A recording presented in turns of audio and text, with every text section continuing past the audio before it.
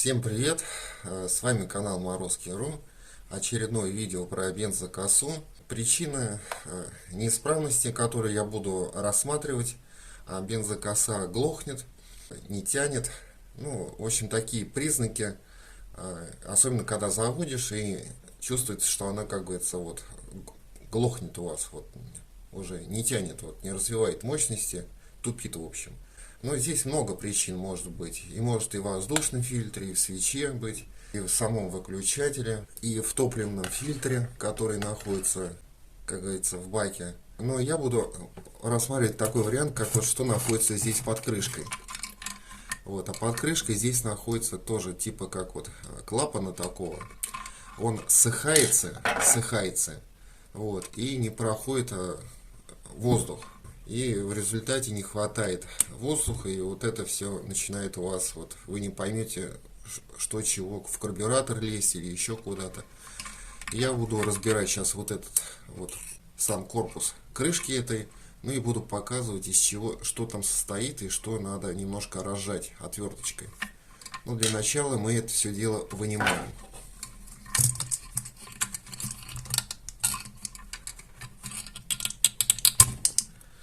Так, вынул. Сейчас я это в сторону уберу. Так, вот такая крышка у нас.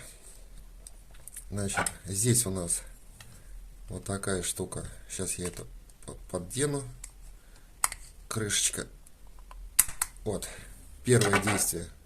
Первое действие, которое надо сделать. Мы отверткой поддеваем и снимаем вот эту штучку. Сняли. Далее поддеваем еще раз, только уже другую основу этой крышки.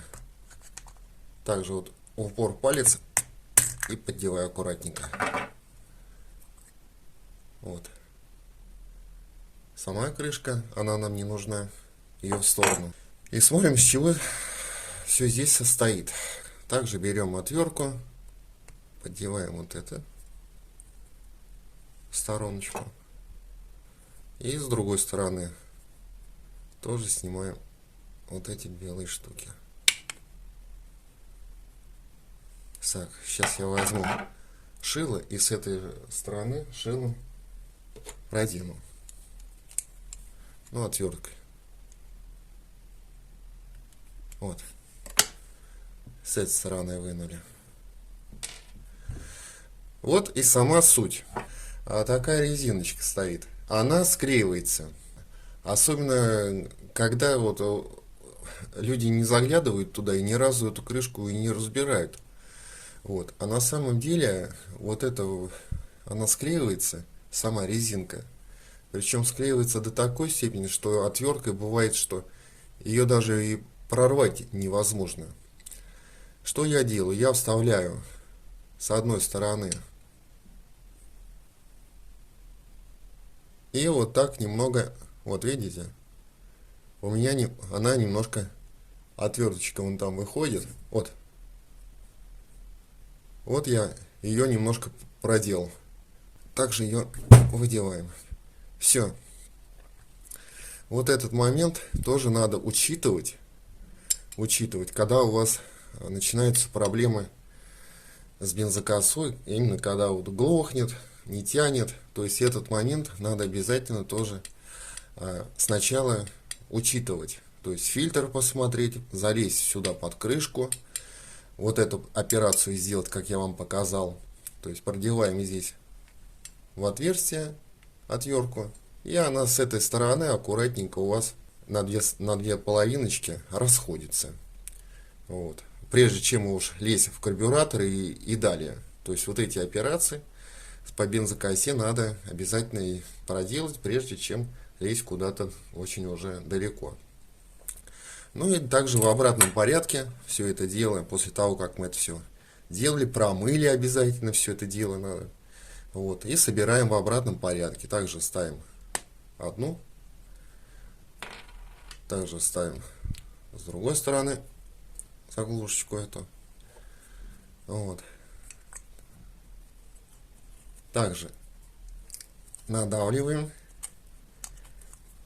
О, все, встало у вас. И надеваем колпачок вот этой крышечки.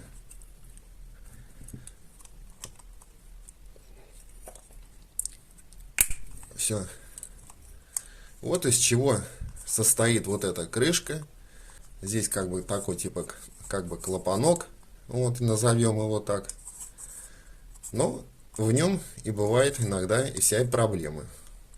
Ну и ставим все это дело уже обратно. Продеваем.